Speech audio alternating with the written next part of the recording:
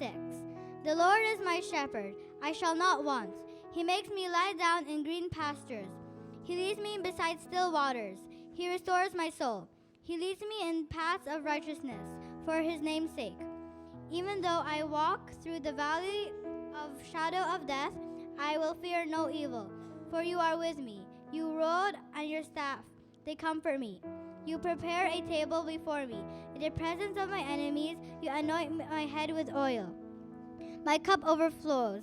Surely goodness and mercy shall follow me all the days of my life, and I shall dwell in the house of the Lord forever.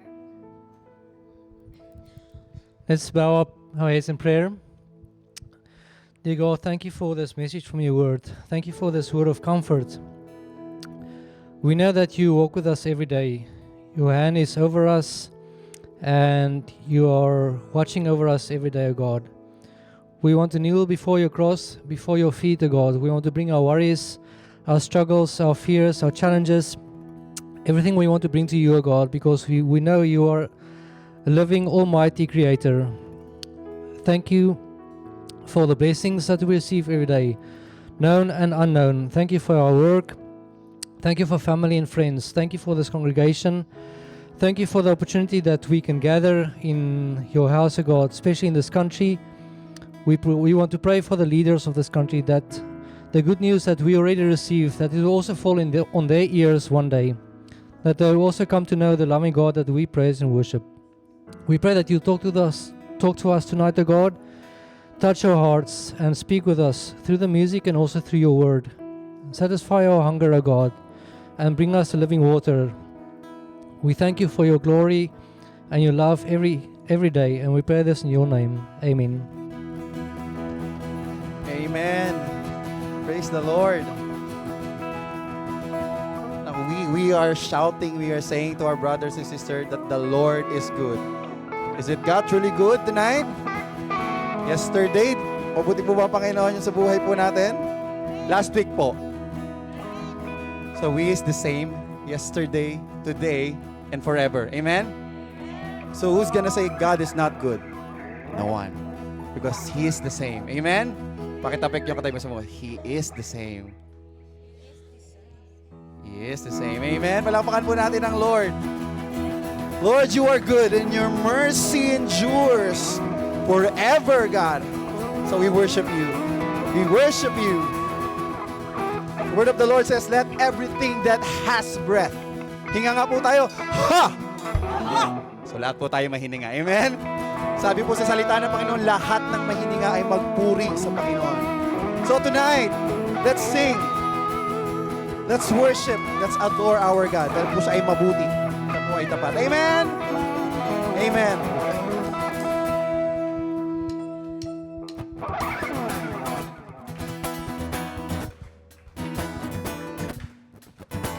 Lord, you are good.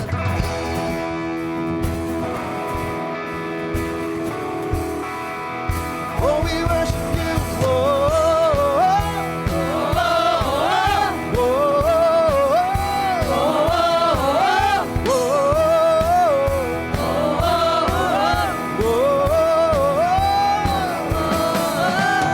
Lord, you are good and your mercy endureth forever. Lord, you are good and your mercy endureth forever. Come on, let's sing. Oh, Lord, you are good and your mercy endureth forever. For the last time, Lord, you are good. Lord, you are good and your mercy endureth forever. Every people will sing. Oh, people from every nation and tongue, from generation to generation, we worship you. Hallelujah, hallelujah, we worship you for who you are. We worship you, hallelujah, hallelujah, hallelujah, we worship you for who you are.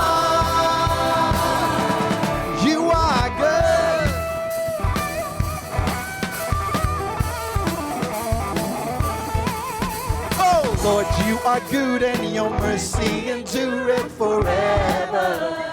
Everyone, let's sing. Lord, you are good and your mercy endureth forever. Can I hear the people of God sing? Lord, you are good and your mercy endureth forever. One more time, let's sing. Lord, you are good and your mercy endureth forever. Oh, people of God, people from every nation and tongue, from generation to generation, we worship you. Hallelujah. Hallelujah, hallelujah. We worship you for who you are. We worship you. We worship you. Hallelujah, hallelujah. We worship you for who you are. You are good. Hey! Come on, clap your hands to the Lord. He is good all the time. Let's declare in the midst of us tonight. Come on, let's sing. You are good all the time and all the time.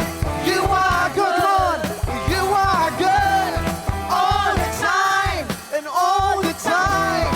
You are good. You are good all the time and all the time.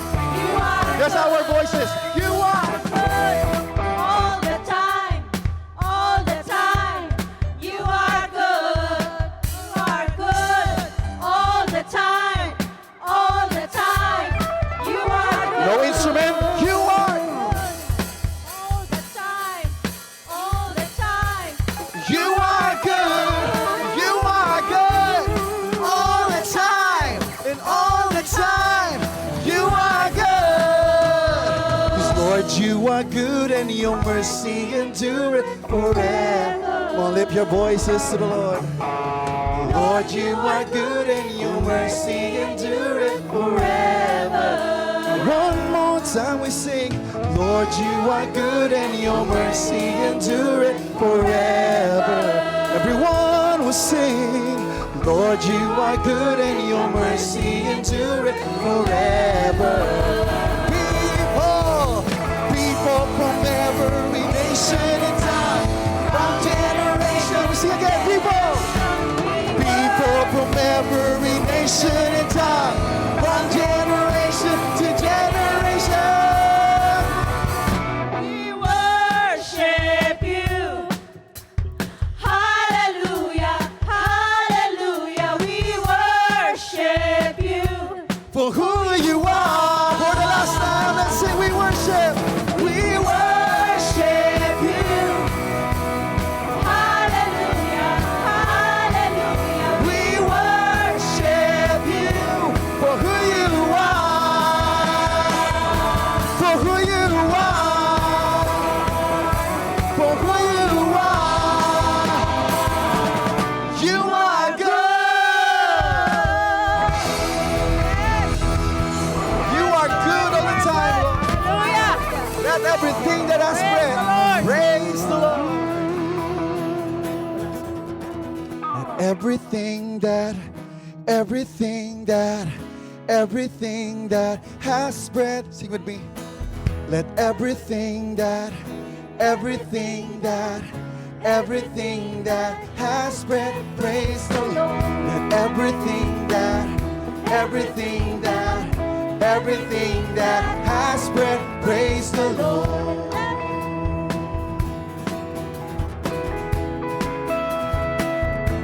Oh, you worship. Come on, let's sing. Praise you in the morning, praise you in the evening, praise you when I'm young and when I'm old. Come on. Praise you when I'm laughing, praise you when I'm grieving, praise you in every season of the soul. If we could see how much your word, your power, your might, your endless love, surely we will never cease to praise. everything that has breath, praise the Lord. Everything that has breath, praise the Lord. Let's sing it once again. Praise you in the morning, praise you in the morning, praise you in the evening, praise you when I'm young and when I'm old. Praise you when I'm laughing, praise you when I'm grieving, praise you in every moment of my soul. If we could see how much your word, your power, your might, your endless love, surely we will never cease to praise. Everybody sing. Everything that has breath, praise the Lord. Everything that has me, sing again. Everything that has one more time. Everything that has just our voices. Everything that has breath, praise the Lord. Let everything that has breath, praise the Lord. Praise the Lord. Sige po, palakpakan po na ng Diyos na buhay sa gabing ito.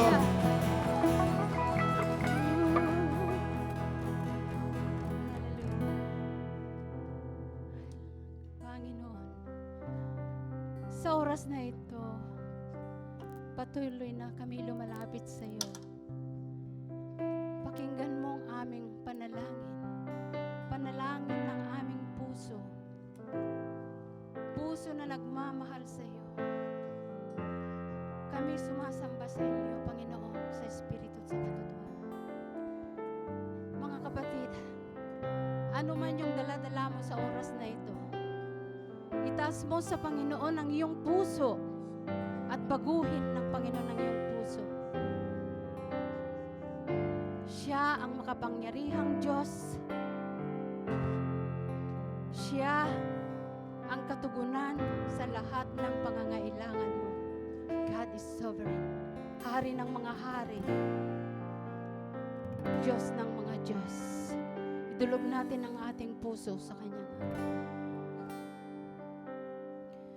Ang puso ko'y tinudulog sa'yo. Nagpapakumbabat, nagsusumamo. Pag-indapatin mo, ikaw ay mamasdan. Sa'yo ay pumisan. Ulitin po natin. Ang puso ko'y dinudulog sa'yo. Nagpapakumbaba, nagsusumamo. Pag-indapatin mo, ikaw ay mamasdan, makainigaan, sa'yo ay pumisan.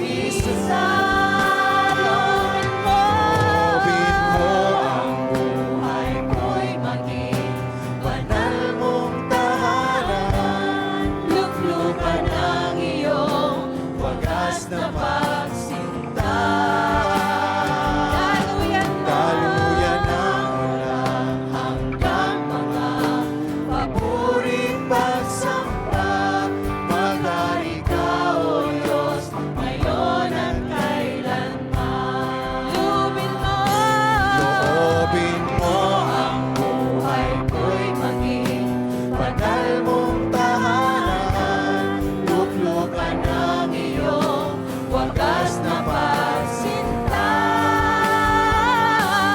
Daluyan ng walang hanggang mga papuri pagsamba. Maghari ka, O Diyos, ngayon at kailanman. Maghari ka, O Diyos, ngayon at kailanman. Kapatid, sa oras na ito, Maghari ka, O Diyos. patuloy na lumapit tayo sa ating Panginoon. Dulog natin yung puso natin sa Kanya. Kausapin mo siya. Ano man yung nilalaman ng puso mo sa oras na ito, alam niya. Kaya hingiin po natin, gawin po nating panalangin ito para sa Panginoon. Hilingin po natin na gawin niya tayong banal na tahanan. Awitin po natin ulit. Luubin mo ang buhay ko'y maging banal mong tahanan. Luklukan ng iyong wagas na pagsinta. Daluyan ng walang hanggang mga papuri pagsamba. Maghari ka, O Diyos, ngayon at kailanman. Lubin mo ang buhay ko'y maging banal mong tahanan. Luklukan ng iyong wagas na pagsinta. Daluyan ng walang hanggang mga papuri pagsamba. Maghari ka, O Diyos, ngayon at kailanman. Maghari ka. Maghari ka, O Diyos, ngayon at kailanman. Maghari ka. Maghari ka, O Diyos, ngayon at kailanman. Yes, Lord. Tunay nga, Panginoon, na napakabuti mo sa lahat ng oras. Ikaw, Panginoon, ang parang laging kasama namin. Alam namin na marami sa amin dito na may mga dinadala sa kanilang buhay. Ngunit, Panginoon, sabihin mo sa kanila, napakabuti ka para sa inyo. Kay buti-buti mo, Panginoon, sa lahat ng oras, sa bawat araw, ika'y laging tapat mong magmahal. Ang iyong kaway magpawalang hanggan. Kay buti-buti mo. Buti-buti mo, Panginoon,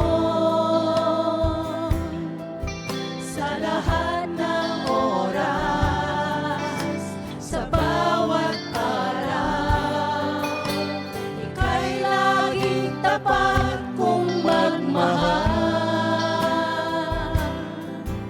Ang iyong kaway magpawalang hanggan. Pinupuri, sinasamba kita. Dakilang Diyos at Panginoon. Tunay ngang ika'y walang katulad. Tunay ngang ika'y di nagbabago. Mabuti ang Diyos na sa amin nagmamahal.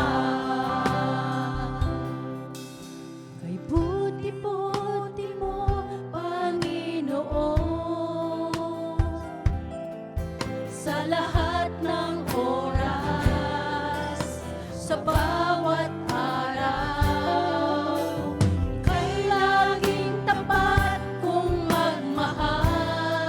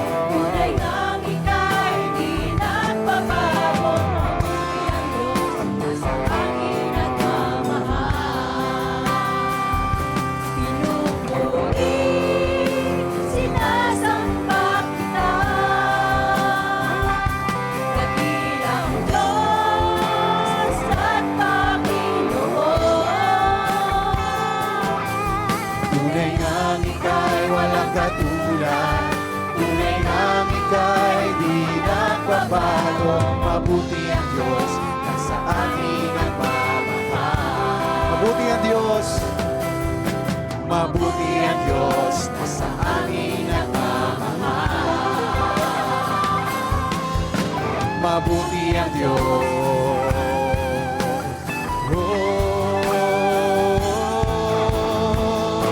Wala kang katulad.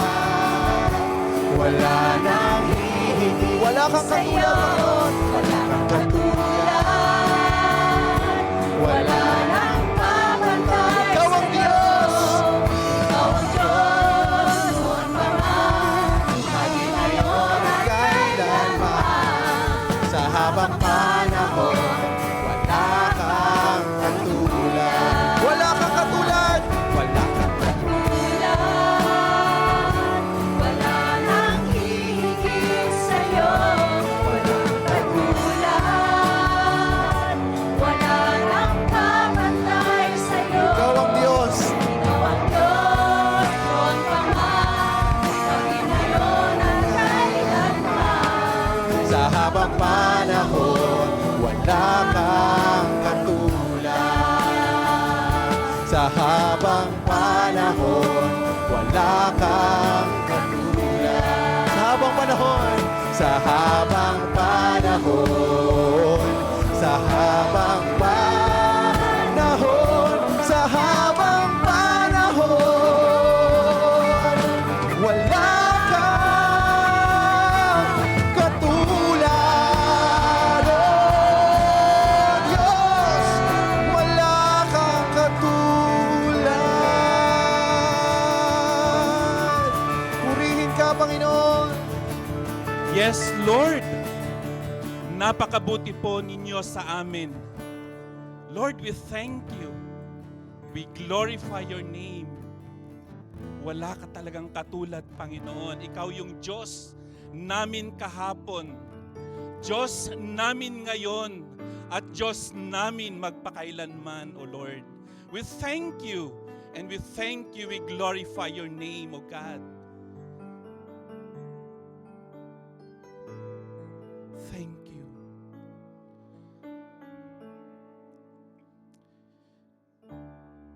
Lumalapit po kami sa inyo, Panginoon, sa gabing ito, na may pusong mapagpakumbaba. Batid ang aming matinding pangangailangan sa iyong biyaya at katotohanan. Lord, sa aming awitin kanina, Panginoon, salamat sa hiningang bumubuhay sa aming katawan at sa lakas na nagbibigay sigla sa bawat araw. Salamat sa liwanag ng umaga na nagpapainit sa aming balat at bumubulong ng iyong presensya. Para sa pag-ibig na bumabalot sa amin, sa kapayapaang nagpapalakas sa amin at maging sa mga pagsubok na humuhubog sa aming pagkatao. Panginoon, kami lubos na nagpapasalamat po sa inyo.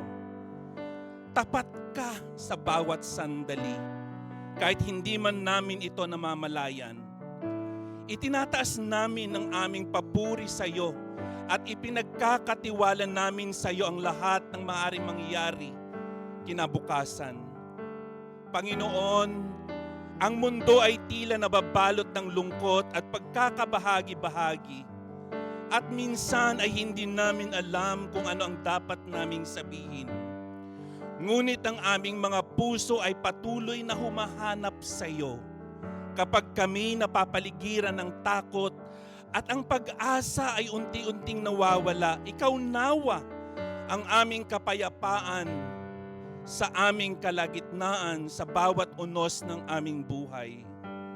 Lord, patahimikin mo ang aming isipan.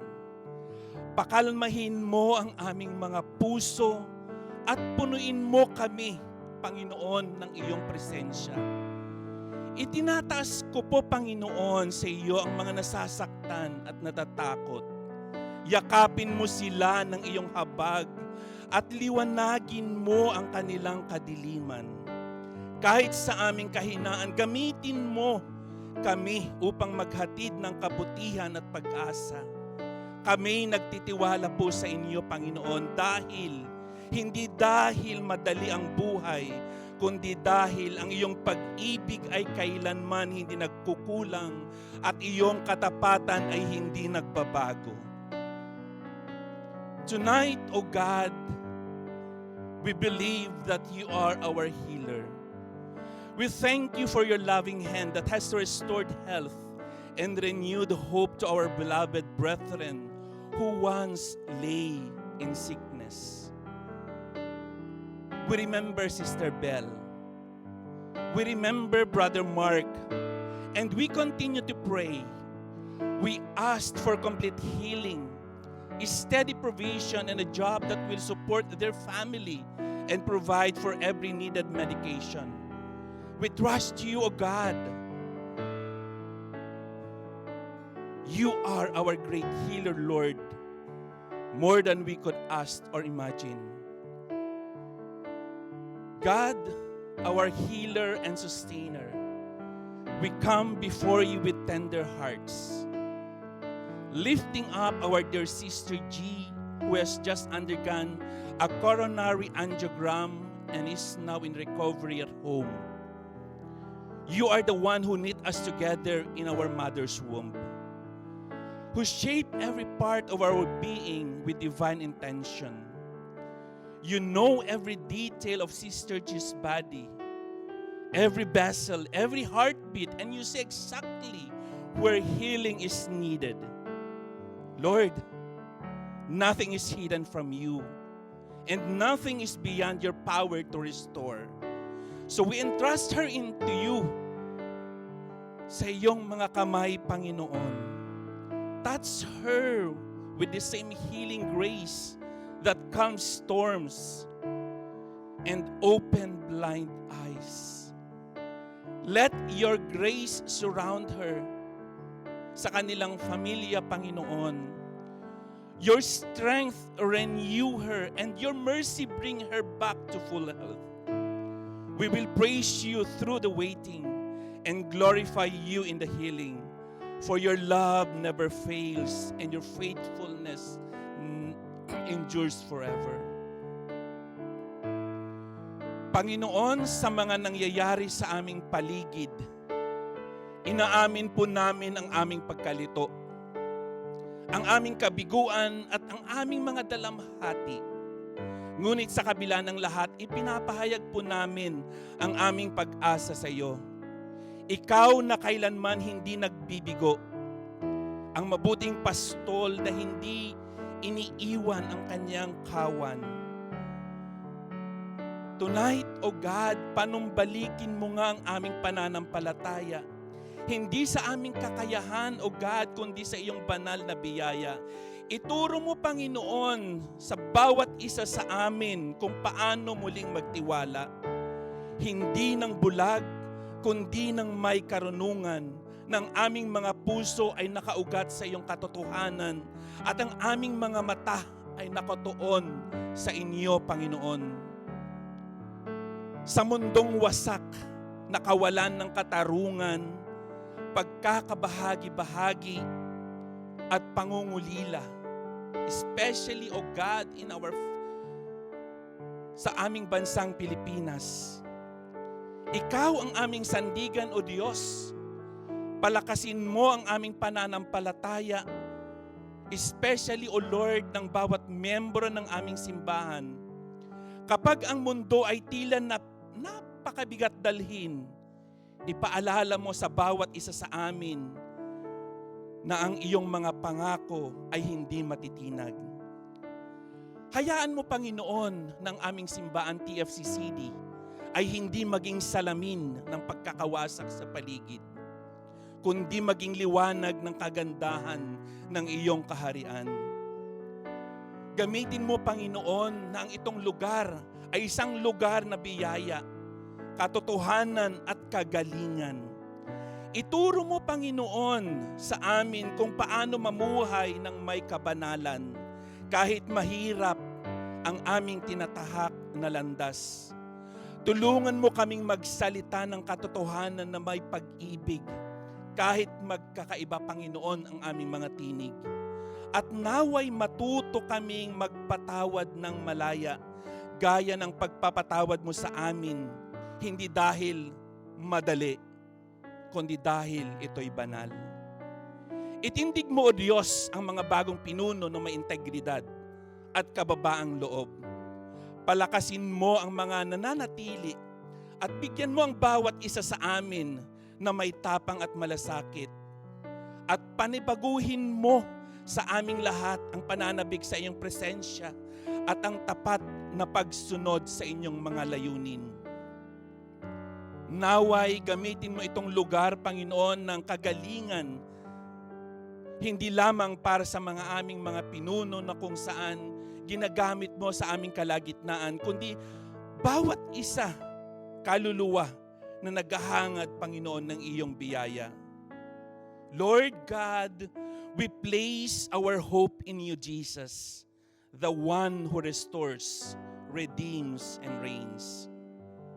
Gracious Father, thank you, O God, for using once again in our midst, Pastor Abam, your chosen vessel to proclaim your word tonight. Fill him with wisdom, humility, and boldness as he leads with truth and grace. Keep his heart rooted in you, and let his life reflect the message he preaches.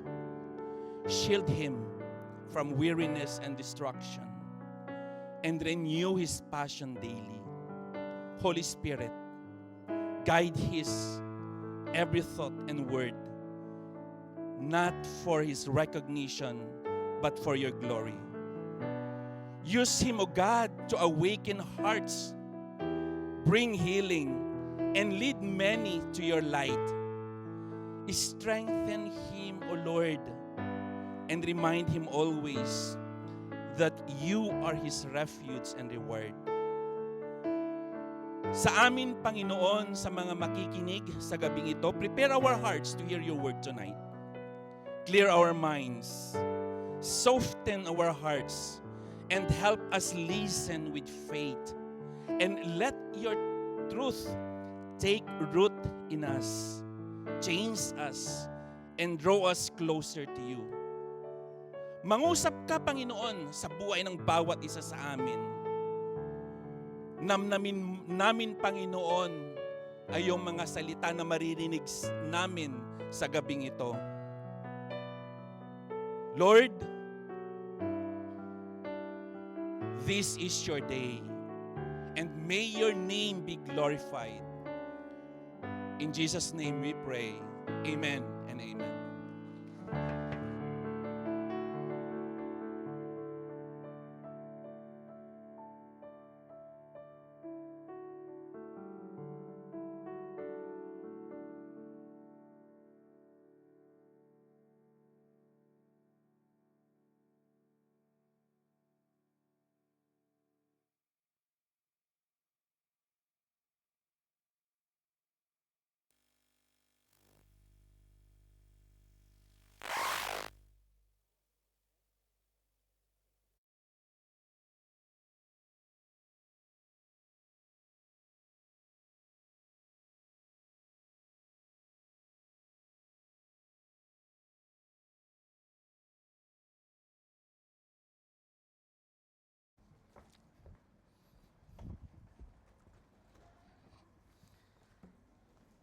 Blessed good evening, church. Kamusta po ang bawat isa sa atin? Sa amin pong mga kaibigan at bisita, welcome po to the worship service of the Filipino Christian Church of Dubai. Ito po ang aming worship service every Saturday. This is the main service. And we have an outreach service that we do every Sunday from 4 to 6 sa bandang Burjuman. So we thank the Lord for gathering us this day. Sa mga kababalik lamang sa bakasyon, muli, welcome po sa inyo. And now, medyo nagkakaroon na ng laman ang mga upuan. Before, there's a lot of spaces vacant because a lot of our members are out of the country. So we thank God for bringing all you back. Definitely in the past few weeks ay abala ang lahat, naka-tune in sa mga nangyayari back in the Philippines. And to give you an overview of how difficult or how crucial what's happening back in the Philippines that we really need to intercede in prayer is that for you to understand that the national budget or the Philippine national budget that was passed by law was around 6.1 or 2 trillion pesos. And this was approved during last year, December of 2024. That's the national budget for 2025. Now, to understand that concept of having 6 trillion pesos, for all OFWs outside of the country, we send around $38 billion last 2024 in the Philippines. And that amounts to 2.2 trillion pesos. So imagine, that amount is 25% of the national budget. Kaya nakita natin na dahil maraming pera na pwedeng paggamitan, and unfortunately, that leads to what we are now facing, the corruption in the Philippines. Because nakita natin that, unfortunately, di ba, the amount of money, for example, doon na lang sa flood projects, is around 91 billion pesos. And sa pag-aaral is that the contractors only get 30% of that. And the rest goes to the different corrupt officials back home. And to think of that, that's only one part of the budget, the 6 trillion pesos that that was passed by law. And so, when you look at that, and hearing the Blue Ribbon Committee, na kung saan you are going to be disappointed by the senators that we have voted. Now, I didn't vote for them, but unfortunately, that is the reality. That we have placed these people in this position, and yet these people who are asking the questions are people that were corrupt themselves. Mga na-link sa Napoles issue na ngayon ay natabunan na. No? Some of them were jailed for that matter. And so, when you look at those things, hindi lang sa Pilipinas and all over the world, you may come to think that meron pa bang pag-asa? So we clear this question, we pose this question, is there hope not only for our country, but even in most of countries that are riddled by corruption? Lalo na, hindi na kayo lumayo, tumingin lang kayo rito sa bandang kanan natin, no, sa Africa. Nations there are even worse than our situation back in the Philippines. And yet, when you look at those things, you will think, then where do I place my hope now? If this is the current situation. And the reason why most of you are here in the Middle East, particularly here in Dubai, is not to enjoy the 39, 40 degrees temperature outside, basking in the heat of Dubai. No, you are all here working. Working for what? Working for your families back home. Thinking that your work here, your sacrifice here, could bring some glitter of hope back to your families. Di po ba? And so, now, when we go to what we are studying in the Gospel of Mark, nakita natin doon that Jesus is not just a teacher or a miracle worker. Nakita natin that He is the King who brings God's kingdom into a broken world. Why? Because the current situation of Israel at that time is that they are under the rule of the Roman Empire.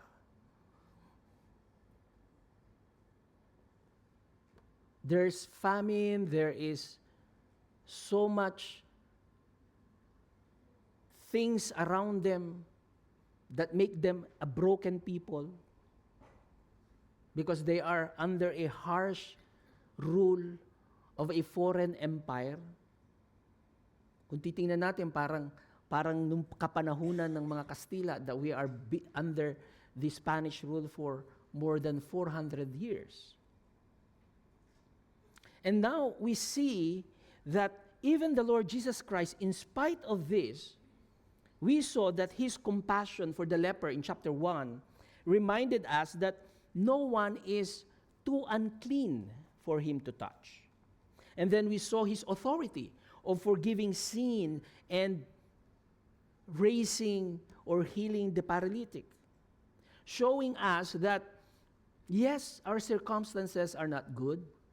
Yes, there are so many struggles that we're going to face or currently facing. And yet here, Jesus shows us that our deepest need is not the healing of the body, but the forgiveness of the soul. And so tonight, we come to another powerful moment in the narratives of the Gospel of Mark in verses 13-17 of chapter 2, where here, Jesus calls a tax collector named Levi. And Levi is someone that is despised and rejected and considered hopeless by society. So kung titingnan natin, si Levi ay isang, let's say, the community categorized as patapon, no? Walang kapag-asa in terms of their status in the society. But here, Jesus does the unthinkable. He not only calls him, but shares a meal with him and his friends. And this shows us that the kingdom of God is not for the self-righteous, but for sinners in need of hope. So yung pag-aaralan po nating teksto sa gabing ito will remind us that we all feel deeply in our time that you can see people everywhere searching for hope. No, naghahanap ng pag-asa. Na kung saan tayo ay nabubuhay sa mundo that is filled with division, filled with corruption, filled with despair. And that's the reason why social media is on the rise, because people are finding their slight glimmer of happiness kapag sila'y nag-scroll. Natutuwa sa kaka-scroll. 10 seconds, 15 seconds of materials. And yet after that, balik ka sa reality. Di ba? You are back on the same situation where you started. And so the message of Jesus tonight is very clear. Hope is found not in ourselves, not in religion, not in society's approval, but in Christ alone. So titingnan po natin, how does Jesus reveal the ministry of hope? And more importantly, will we respond to his call? Will we respond to his fellowship? And will we respond to his mission? So basahin ko po sa inyo ang sinulat ni Mark from verses 13 to 17. I would request the congregation to rise as we read God's word. Ang sabi doon, he went out again beside the sea, and all the crowd was coming to him, and he was teaching them. And as he passed by, he saw Levi, the son of Alphaeus, sitting at the tax booth, and he said to him, "Follow me." And he rose and followed him. And as he reclined at the table in his house, many tax collectors and sinners were reclining with Jesus and his disciples, for there were many who followed him. And the scribes of the Pharisees, when they saw that he was eating with sinners and tax collectors, said to his disciples, "Why does he eat with tax collectors and sinners?" And when Jesus heard it, he said to them, "Those who are well have no need of a physician, but those who are sick. I came not to call the righteous, but sinners." May the Lord add his blessing upon the reading of his word. Tayo po ay manalangin. Lord of heaven and earth, we come before you in awe and humility. We thank you for revealing yourself through your Son, our Lord Jesus Christ. And so, Father, as we open your word tonight, open our hearts as well. Show us, O Father, the hope that we have in Christ, the hope that meets sinners where they are, the hope that transforms lives, the hope that calls us to follow him. Indeed, may your Spirit, O Father, convict us, comfort us, and change us for your glory. In Jesus' name we pray. Amen. So makita po natin dito, makapo na po tayo. So one of the most powerful words in our time is the word hope, pag-asa. Without it, life feels unbearable. Isipin nyo na lamang kung wala yung salitang pag-asa. With it, even in the darkest night, people find the strength on keep going. Kaya imagine niyo bakit pinangalanan yung agency sa Pilipinas na pag-asa. Kahit ang ina-announce niya ay yung typhoon na darating. Di ba? Kasi may pag-asa pa rin na lilipas yung typhoon. Think about our generation. We live in a world of wars and conflicts, where every headline seems to remind us that peace is fragile. Economies rise and fall, leaving families anxious about the future. Na kung saan nakita natin, there are moral values that are shifting. Before, walang concept of gender. Now, it's like you don't know it anymore. And with these changes and challenges, many people are left confused about what is right and what is wrong. And in the midst of all of this, makita natin there are homes that are broken, relationships strained, and countless people quietly wondering, is there still hope for me, for my children, for my future? Our society tries to manufacture hope. Hope in politics, hope in wealth, hope in self-help, hope in technology. And yet, makita natin, despite of all these promises, many still feel empty. We see it in the rise of anxiety, depression, and even suicide. People may laugh and post pictures on social media, but still, deep inside, they carry this haunting question: am I beyond hope? Kaya pakitanong sa katabi mo, kapatid, sino ang iyong pag-asa?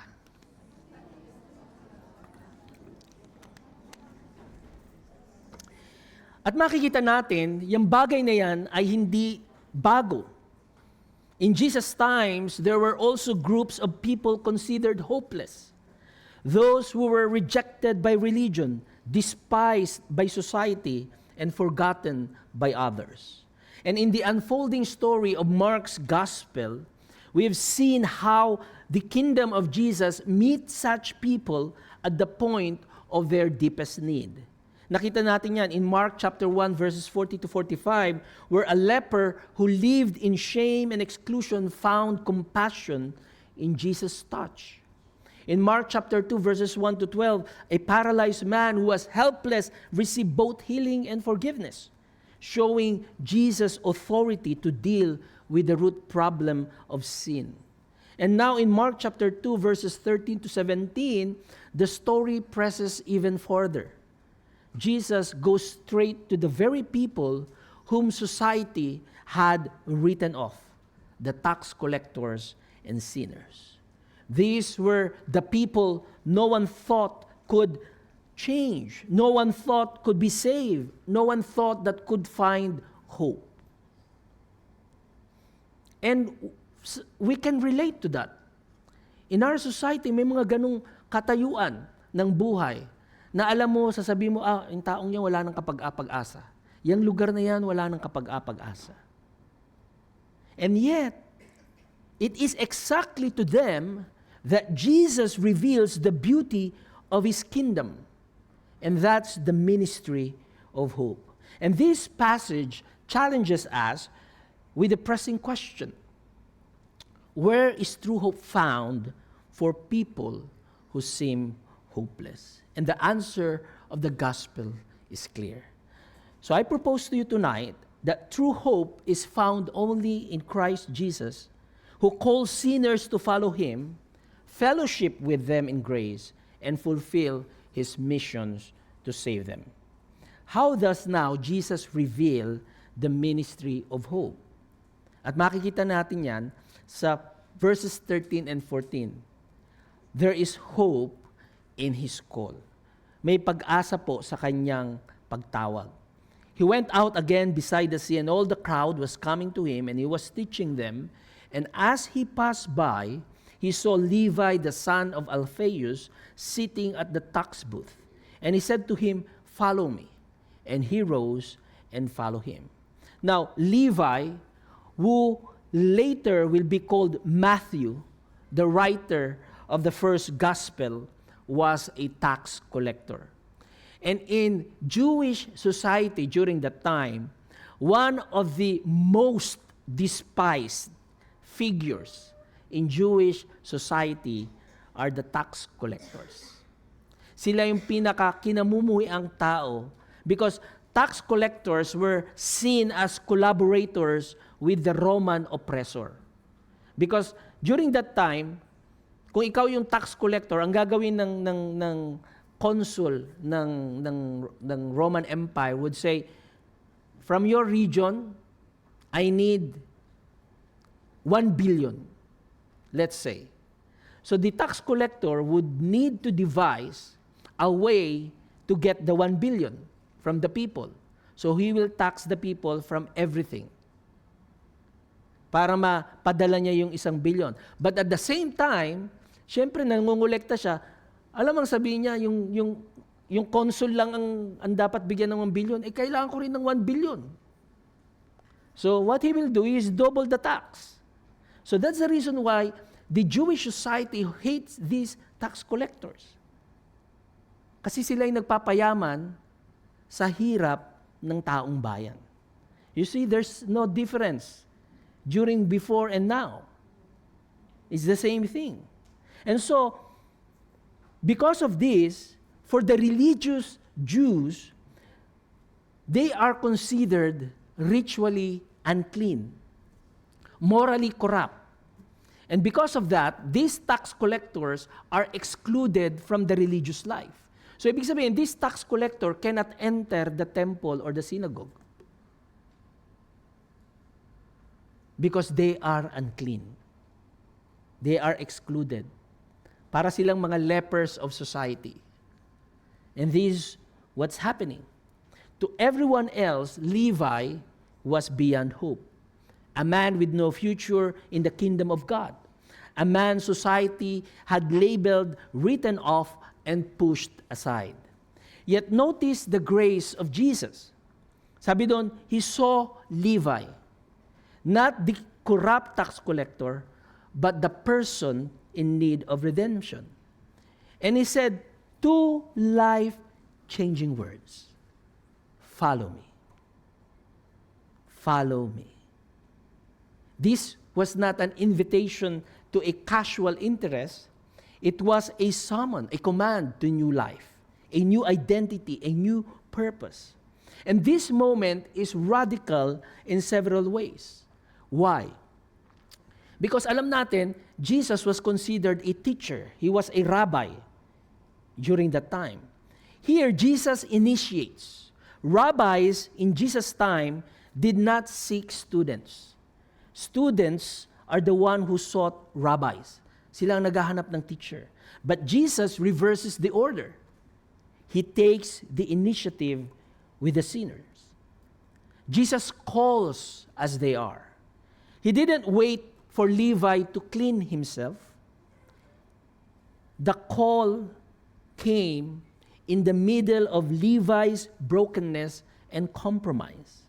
At dito makikita natin that God's grace precedes human change.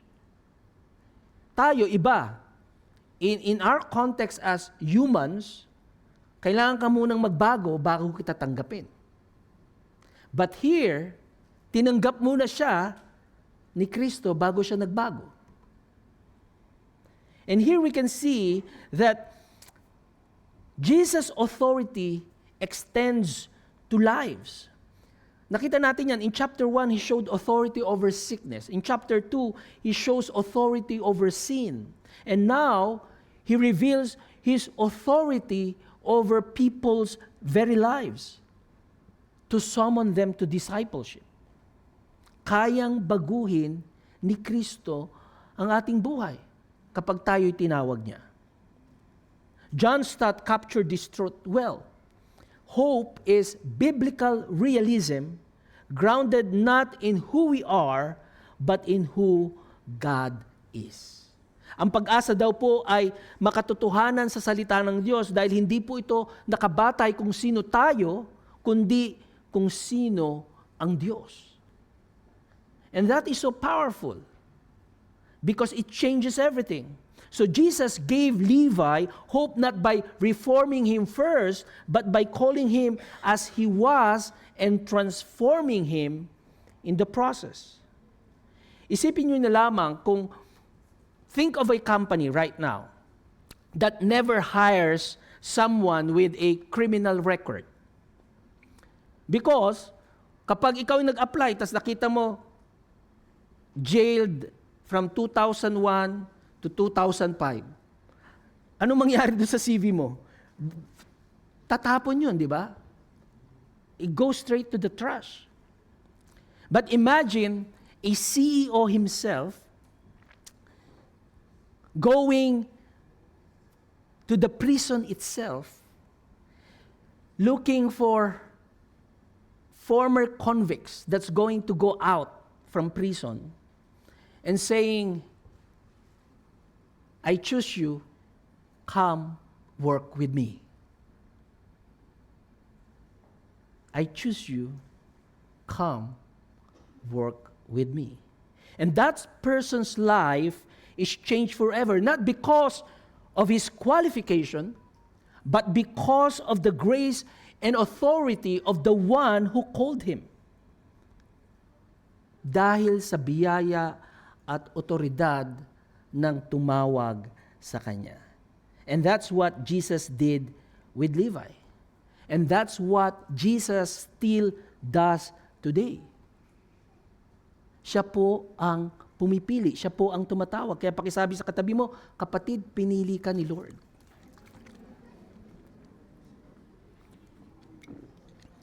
You see the impact of that. So what we see there is that Jesus still calls sinners, and that's the reason why maybe you feel unworthy. Maybe you are burdened by past mistakes or failures or shame. Maybe you believe you've been disqualified from God's grace. But here's the hope of the gospel. Jesus does not call the qualified. He qualifies those He calls. Hindi po tinatawag ni Jesus ang mga kwalipikado na. Kinakwalipikado ni Jesus ang mga tinatawag niya. That's a big difference. So like Levi, our response must be immediate and decisive. Nakita natin, he rise up, he leave the old life behind, and follow him. Kaya po tayo, sa ating po mga mananampalataya, you may feel like you're just another worker in the crowd. Lahat tayo ay manggagawa na pumunta rito sa gitnang silangan, unnoticed, and many times undervalued. But Jesus sees you where you are. He sees you where you are, at the tax booth of your daily grind, and His call reaches even there. Kaya pakisabi sa katabi mo, nakikita ka ni Lord. Ano man ang sitwasyon mo, the Lord sees you and knows you and understands your situation. And because makita natin that Jesus' ministry of hope is not only in His call, makita natin it doesn't stop with a call, with the summon. It continues with a surprising reality. He fellowships with the very sinners that He calls. Kaya makikita natin, there is hope in His fellowship. May pag-asa sa Kanyang pakikisama. And as He reclined at the table in His house, many tax collectors and sinners were reclining with Jesus and His disciples, for there were many who followed Him. Now, for you to understand the concept of reclining at the table during that time, in the ancient Jewish world, kapag sinabi mong table fellowship, it carried a profound meaning. Because to recline at the table was more than simply eating food together. It was an expression of acceptance. It was an expression of intimacy. It was an expression of shared identity. And we experience that here. Di mo ba? Kapag kayo pumasok sa mga Arabic restaurants, there will be place where it says, for family only. And in that place, you sat on the floor, right? And you recline. You eat together. Fellowship in the food. That is the Middle Eastern context of acceptance when people invite you in their table. Hindi nalalayo sa atin dahil ganun din tayo mga Pilipino. That's why when you are invited in the budol-budol fight, no? Hindi man budol-budol, no? Budol fight lang. We enjoy that, no?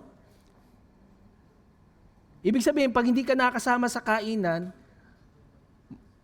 ko-questionin mo, bakit hindi ako inimbitahan? Hindi ba kami close? Di ba? And here, for strict Pharisees, eating with someone meant being ritually and socially associated with them. And that is why the act of Jesus fellowshipping with the tax collectors and sinners were considered scandalous. Isang malaking iskandalo ang ginawa ni Rabbi Jesus. Why? He dined with the sinners, with the rejected people of society. And here, Jesus does not merely tolerate Levi's friends. He intentionally shares a meal with them. Hindi lang sila parang sabit doon sa kainan. But rather, you will see that Mark notes many tax collectors and sinners followed Him. So ibig sabihin, nung tinawag ni Kristo si Matthew o si Levi to follow Him, it create a ripple effect among the tax collectors. And the tax collectors and sinners followed Him. These were people pushed to society's margin. Sila yung mga cheats, outcasts, the morally stained. Yet Jesus welcomed them into His presence, treating them not as the untouchables, but as people worthy of fellowship. They were treated as human beings, as people that needs His fellowship. And napaka-importante nun. So this fellowship demonstrates that the hope of the kingdom, Jesus' mission, was not about preserving outward purity. Hindi lamang yung mukha kang banal tingnan o mukha kang righteous tingnan, but restoring inward reconciliation with God.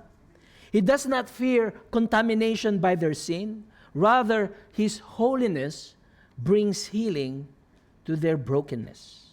Ang kanyang kabanalan ang siyang nagdudulot ng kagalingan sa kanilang pagkakasala, sa kanilang pagkakasira. R.C. Sproul once said, Jesus did not come to quarantine himself from sinners, but to bring them cure. Hindi daw po naparito si Jesus upang i-quarantine ang kanyang sarili mula sa mga makasalanan, kundi upang dalhin sa kanila ang lunas sa kanilang mga kasalanan.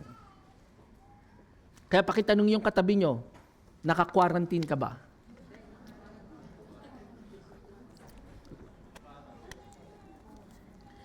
Because you see, this is the paradox of grace.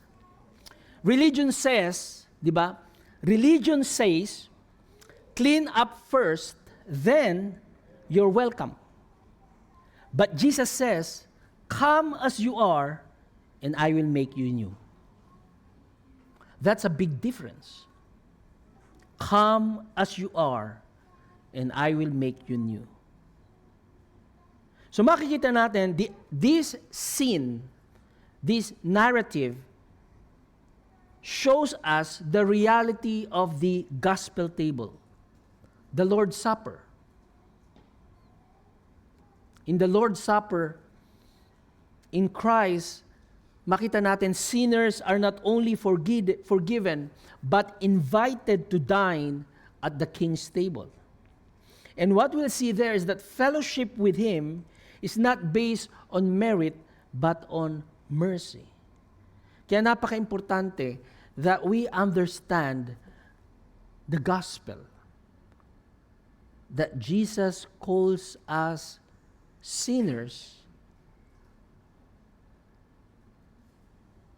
because of His grace, because of His mercy, because of what He did on the cross. And we can come to Him as we are. Walang hinihinging requirement. Hindi kailangan ikaw yung nagtapos ng kolehiyo, no? Kailangan marami kang alam. Kailangan matino kang tao, mabait kang tao, no? We just need to embrace your need of a Savior. And makikita natin na when we minister to people of, or sinasabi natin yung mga marginalized people, you see, society, you can find in society that there are many community kitchens, no? Where volunteers share their meals with the homeless. Remember, we are also, there's one Indian who's coming every year sa ating congregation. At ang kanyang ministry in India is a community kitchen. Remember that? He feeds the homeless, the marginalized people. And from there, after they are fed, he shares the gospel. So what makes the meal powerful is not only the food, but the fellowship. So you see, there is so much importance when it comes to sitting together at one table where it communicates dignity, equality, and belongingness. And the poor are no longer invisible. They are seen, they are known, and they are loved. At ito ang ginawa ni Jesus sa bahay ni Levi. For the tax collectors and sinners, it wasn't just about eating. Hindi lang sila doon para kumuha ng free food. It was about being welcomed where they had only known rejection. You see, that is so important, the concept of welcoming people in the fellowship. So you see, kung meron kayong nakitang bago sa loob ng iglesia, have you welcomed them? Di ba? It's so crucial. Because they need to feel that they are visible and not invisible. And that's the reason why napaka-crucial ng fellowship. And this challenges us as a church today. Do we open our tables to those the world rejects? Do our small groups, our care groups, our fellowships, and homes reflect the hospitality of Christ? Or are we silently building walls where Jesus built bridges. Mga kapatid, hope in Christ is revealed not only in a message preached, but in a fellowship lived out. So, when the church welcomes broken people with the grace of Christ, we demonstrate that the kingdom is not a club for the righteous, but a home for redeemed sinners. Kaya muli, pakisabi sa katabi mo, kapatid, welcome ka.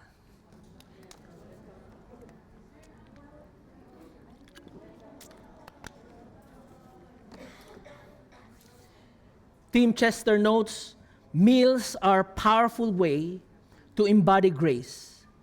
Jesus ate with sinners, and it was often at the table that the kingdom was revealed. See, here makikita nyo na isang gospel example. In the table, we can fellowship and bring the gospel message. So after nito, kita-kita tayo sa Ibn Batuta. And let's fellowship sa food court. And I believe most of you are doing that sa may mga time. Yet, while sinners found hope in Jesus' fellowship, makita natin, not everyone rejoiced. Yes, the tax collector, the sinners were rejoicing because here's the rabbi, fellowshipping with us, dining with us. The religious leaders could not accept such kind of grace. And it is here that we see the third movement of Jesus' plan and purpose. There is hope in his mission. May pag-asa sa kanyang mission. And the scribes of the Pharisees, when they saw that he was eating with sinners and tax collectors, said to his disciples, "Why does he eat with tax collectors and sinners?" And when Jesus heard it, and he said to them, "Those who are well have no need of a physician, but those who are sick, I came not to call the righteous, but sinners." The Pharisees were deeply offended because in their worldview, holiness means separation from sinners. To them, righteousness was about building fences, avoiding the unclean to remain pure. But Jesus turned their expectation upside down. So sa mga Pariseo, for them to remain pure, they should not associate with these sinners. So they build walls. Bawal, bawal, bawal, bawal. But Jesus changed all that. And Jesus explained his mission with a vivid image. A physician. Doctors are not admired for avoiding the sick. Imagine nyo na lang kung magpapacheck up kayo sa doktor, tapos yung doktor nyo, ayaw kayong lapitan. I remember I was checked up, I think, a month ago. Nung chinek up ako ng doktor, usually, the doctor that was checking me up was a Filipina doctor. So alam mo yung care and everything, explaining everything, checking, using her stethoscope, listening to your lungs or heartbeat, checking, looking at your throat, di ba?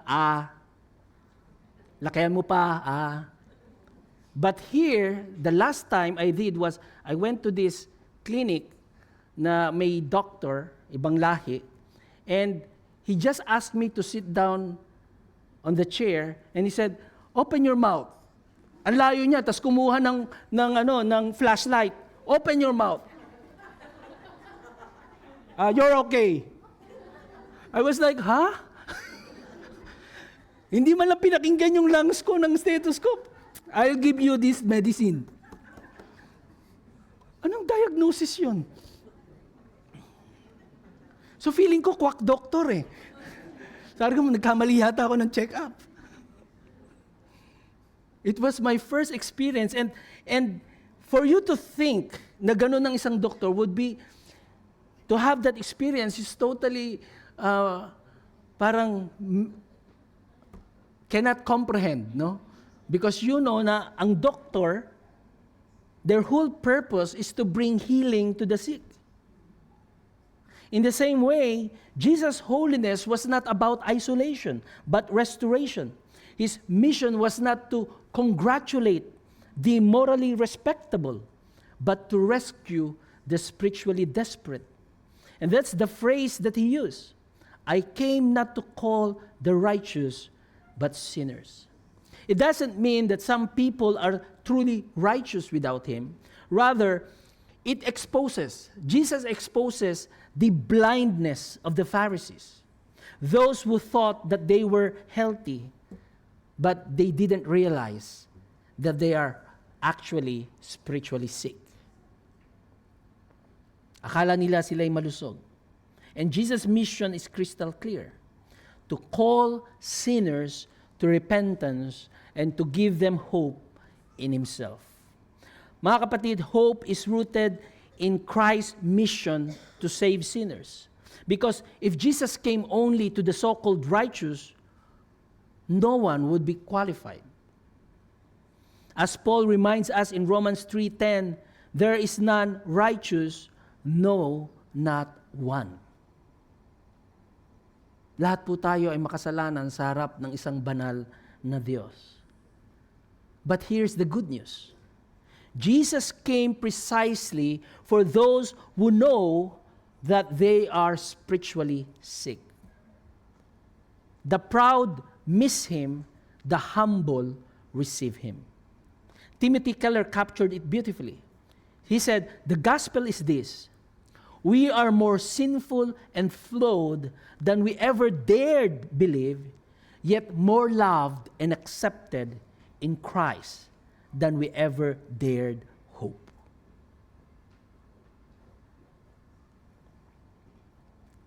And that is the reality. That is the paradox of the gospel. Our sin is great, but His grace is greater. So, you know the Doctors Without Borders? Ito po yung mga medical teams who deliberately enters war zones, refugee camps, or epidemic-stricken regions.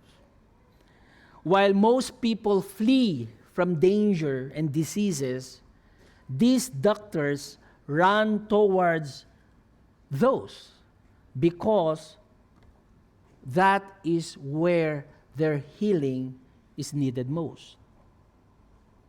Hindi po nila tinatakasan, but rather they go to the place na kung saan alam nila ang kagalingan ay kinakailangan. And that's exactly what Jesus did. He did not avoid sinners to protect His holiness. Rather, His holiness compelled Him to move towards sinners in order to heal them, to forgive them, and restore them. And this truth confronts us as the church today. So do we view the church as a hospital for sinners or a museum for saints? Mukha bang katabi nyo pang museo?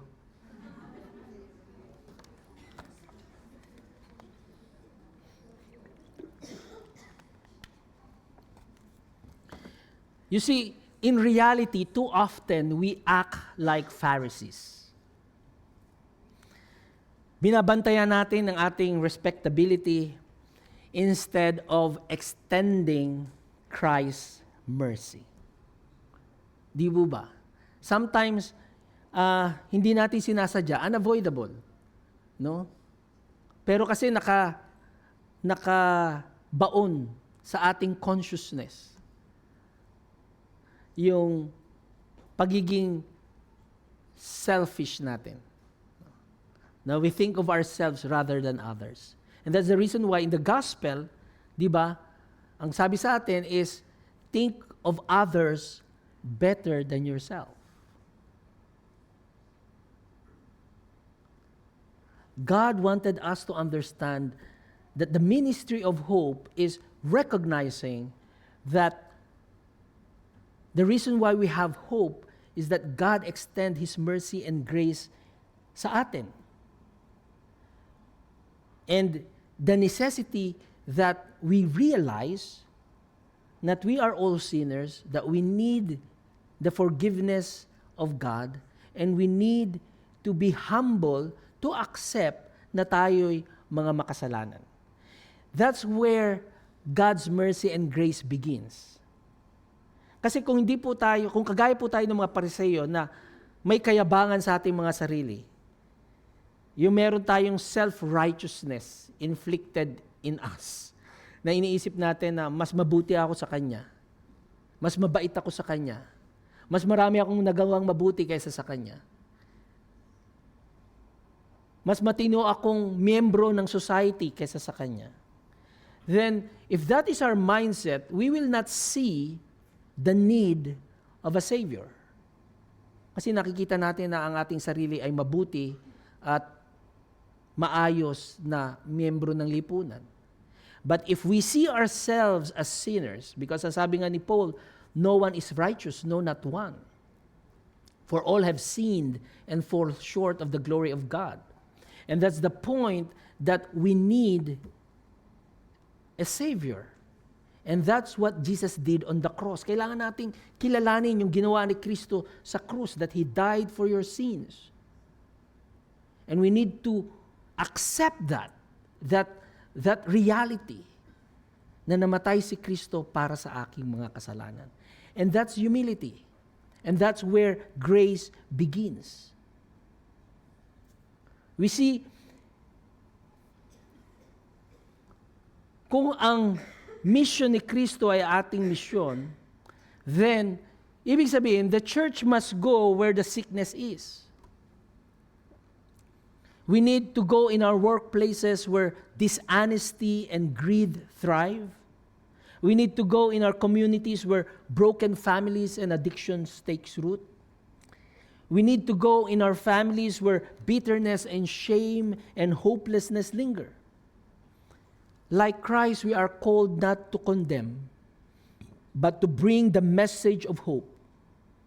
And that is, Jesus came not for the righteous, but for sinners. Kaya makita natin from His call to His fellowship to His mission, we see that Jesus reveals Himself as the only true source of hope for sinners. The hope we need is not found in self-reformation or self-help or religion, but in the Savior who came as the physicians of souls. Kaya makita natin in Mark chapter 2, 13 to 17, the Spirit of God unfolds for us the ministry of hope through Jesus Christ. Hope in His call. Jesus does not call the qualified. Nakita natin, He qualifies the called. Levi was despised, branded as a traitor to his own people. But at the voice of Jesus, he rose and followed Him. And this is hope. That Christ still calls sinners today, not because of who we are, but because of who He is. Kaya mga kapatid, kung ikaw ay tinatawag ng Diyos, you need to rise and follow Him. There is hope in His fellowship. Unlike the Pharisees who built walls to keep the unclean away, Jesus built a table to bring them near. In His presence, nakita natin, the tax collectors and sinners were not shamed but welcome. Hindi po sila hiniya, but they were welcome to dine with Him. And this is hope. That Jesus Christ's grace makes room for the undeserving. He makes room for the outcast. He makes room for the broken.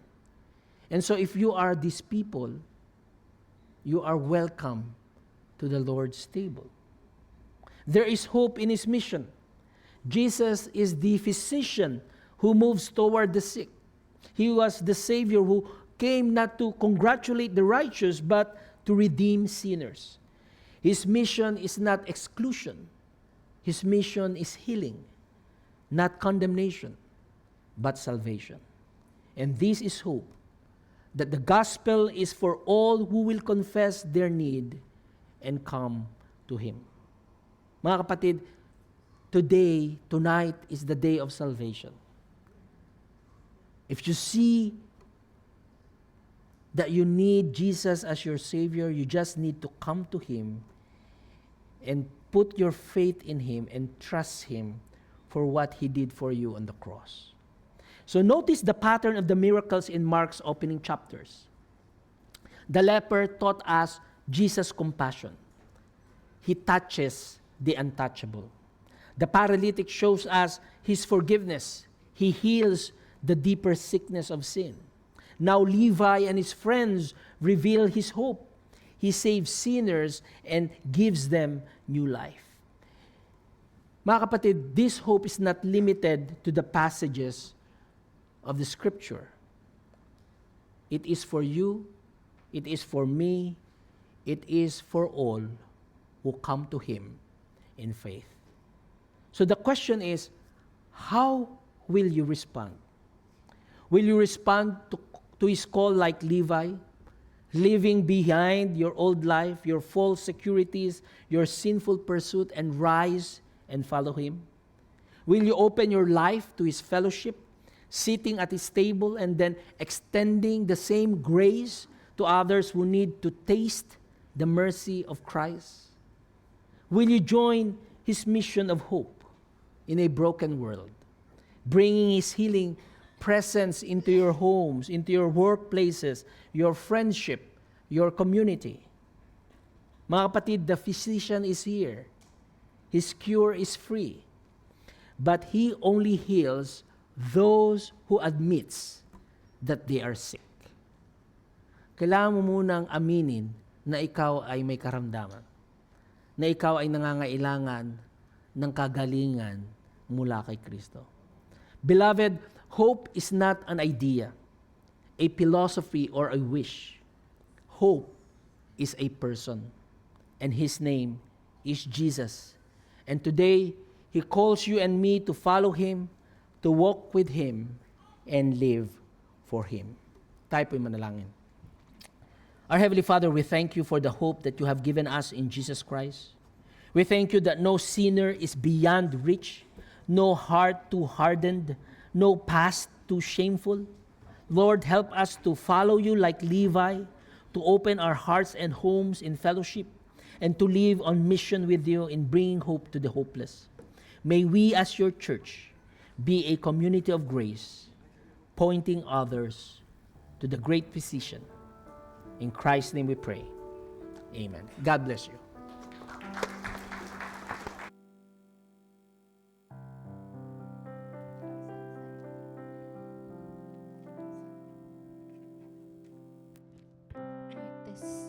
This praise.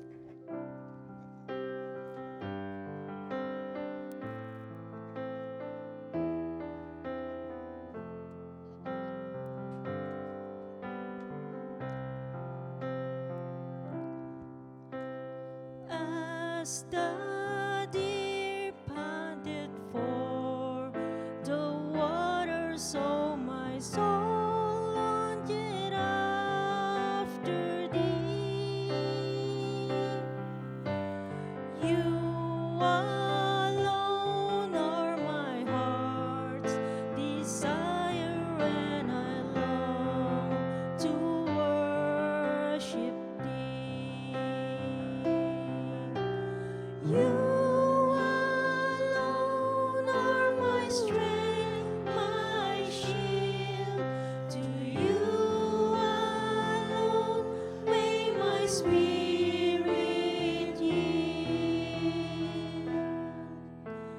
You alone are my heart's desire, and I long to worship Thee. You're my friend and You are my brother, even though You are a king. I love You more than any other, so much more than anything.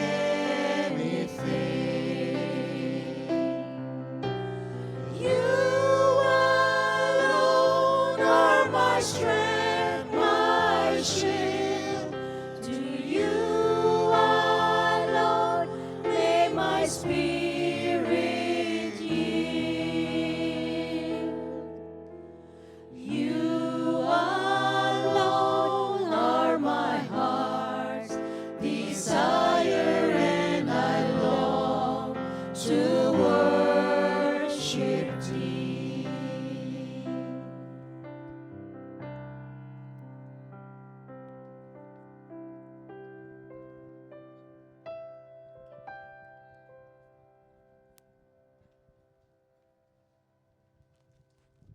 Amen. Praise the Lord. Sino pong pinagpala ngayong gabi? Amen po ba? Lahat po pinagpala? Amen. Let's proceed to our next one of our service, the tithes and offering. Let's pray. Yes, Father God in heaven, author of our life, giver of life, Father God, creator of everything, Lord Jesus. Maraming salamat sa hapon na ito, Panginoon. Dalangin namin, O Diyos, na ang malikom na ikapo at handog, Panginoon, ay maging pagpapala, Panginoon, sa bawat sa Panginoon at naabasbasan, Panginoon, at magamit ito, Panginoon, sa paglago ng iyong kaharian, Panginoon. Maraming salamat sa oras din ito, Panginoon. Dalangin namin, O Diyos, sa aming mga kapatiran, O Diyos, na wala pang trabaho, Lord, or naghanap ng trabaho, Lord, na bigyan mo sila, Panginoon, ng trabaho, Lord, na naayon sa inyong kalooban, Panginoon. At pagpalain yung bawat sa na i-bless, Panginoon, at sa sunod ay makapagbigay din sila, Lord. Maraming salamat, O Diyos, sa hapon na ito. Tinataas namin sa iyo lahat. Sa ngalan ni Jesus. Amen.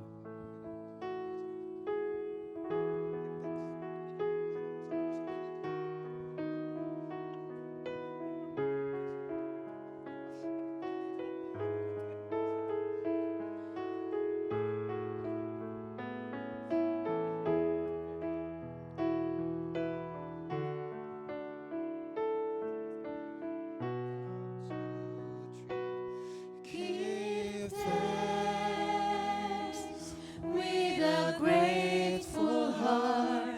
Give thanks to the Holy One. Give thanks because it's given Jesus Christ, His Son. Give thanks with a grateful heart.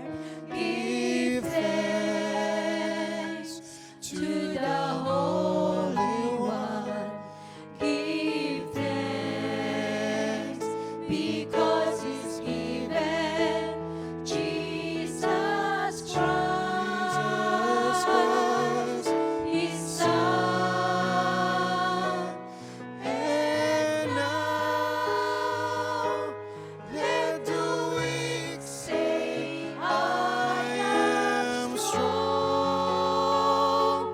Let the poor say, I am rich because of what the Lord has done for us. Give thanks.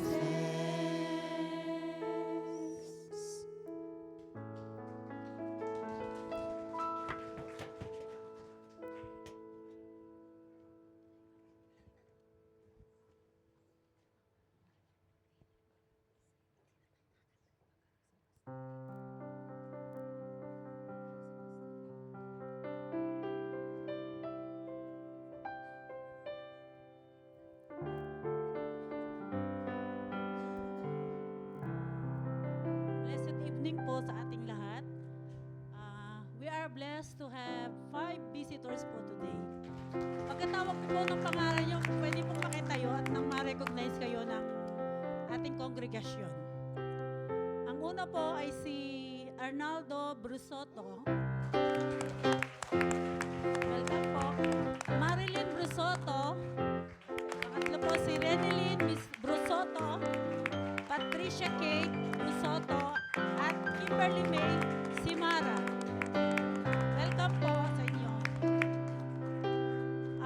We invite everyone po for tomorrow. We have a outreach service along with in Burjaman po.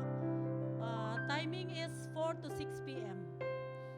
And we invite also everyone on every Tuesday night we have a worship and prayer meeting. Timing is 8 to 9:30 p.m. po.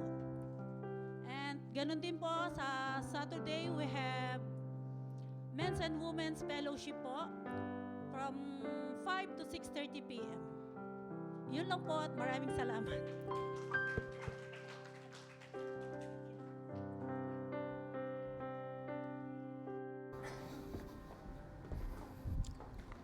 Before our pastoral prayer, request ko po yung mga birthday celebrants for this month at yung mga sumapit sa kanila pong anniversary to come forward so we could pray for you as a church. So tayo pong lahat tayo tumayo and we request lahat po ng September celebrants sa unahan, sa mga nag-birthday at sa mga sumapit sa kanilang kaarawan. So punta po kayo sa unahan.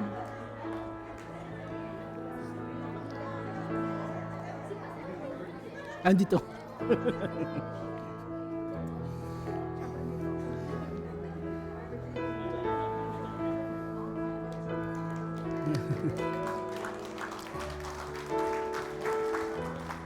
Okay, let's pray po. Let us extend our hands to them. Our gracious and loving Father, we come before you today with hearts full of gratitude, lifting up to you our dear brothers and sisters who are celebrating their special milestones sa kanila pong mga buhay. Lord, for those celebrating their birthdays, we thank you for the gift of life. You have sustained them through the years, guided their steps, and showed them your faithfulness day after day. Indeed, O Father, may this new year of their lives be filled with deeper joy in Christ, stronger faith, and a clear sense of your purpose. Panginoon, grant them health and wisdom and courage to walk faithfully with you in every season. Father, for couples celebrating their wedding anniversaries, Lord, we praise you for the covenant of love that you have established in their marriage. We thank you, Father, for the years that you have carried them through both in joys and trials. Father, we pray that you will continue to strengthen their bond, deepen their love, and make their relationship a living testimony of Christ's love for His church. Indeed, O Father, may their home always be filled with peace, with prayer, and with your abiding presence. Father, we entrust all celebrants to your gracious hands. May their lives and relationships shine as lights in this world. That their lives will be used, that you will point them to you, O God. Not only that others will be blessed through them, but as you bless them abundantly, not only with the desires of their hearts, but most of all, in the fullness of your Spirit, that their lives brings glory sa iyong pangalan. Indeed, O Father, we give you all the glory and honor for their lives. In Jesus' name we pray. Amen.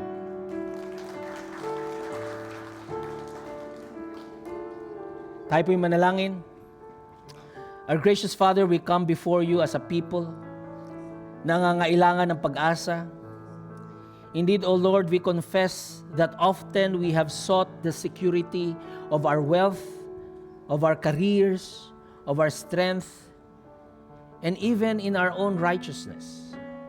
And yet, thank you, Lord, that you reminded us that through Christ, our hope is not in ourselves, but in His call, in His fellowship, and in His mission. Lord, we thank you for calling sinners like us, giving us a place at your table. We thank you, Father, for sending Jesus, the great physician who came not to condemn but to heal and to save. We pray for those in our church family who feel unworthy and far from you. Father, assure them that your mercy is greater than their sin. We pray for those carrying burdens of illness and grief and loneliness. Father, surround them with your comfort and restore their joy. Indeed, O Lord, we lift up our communities, our workplaces, our families, our nation, and the nations around the world, asking that your hope would break through in places of war, in places of division, in places of despair, and even in the midst of corruption. Father, empower us as a church that we as a church be hospitable for sinners, that they will find the church as a home of your grace, that they will find this place a light of hope in this dark world. Father, make us bold, make us courageous to proclaim Christ. Help us to be compassionate, to welcome the broken, and help each one of us to be faithful and committed to walk in your mission. We ask this in the name of Jesus Christ, who is our living hope. Amen.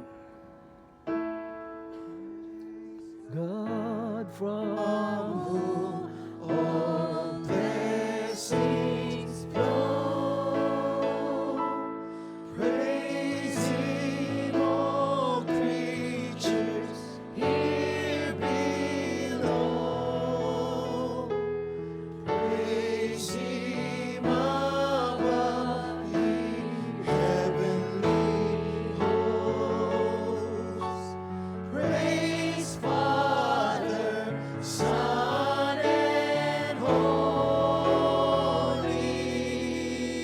Ghost.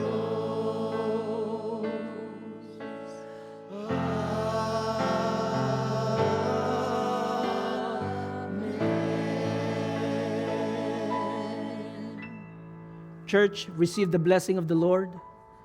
Go now in the grace of the Lord Jesus Christ, in the love of God the Father, and in the fellowship of the Holy Spirit. May the hope of Christ's call, the joy of His fellowship, and the power of His mission fill your lives, that you may bring His hope to a world that needs it. In the name of the Father, and of the Son, and of the Holy Spirit. Amen. God bless you and good night.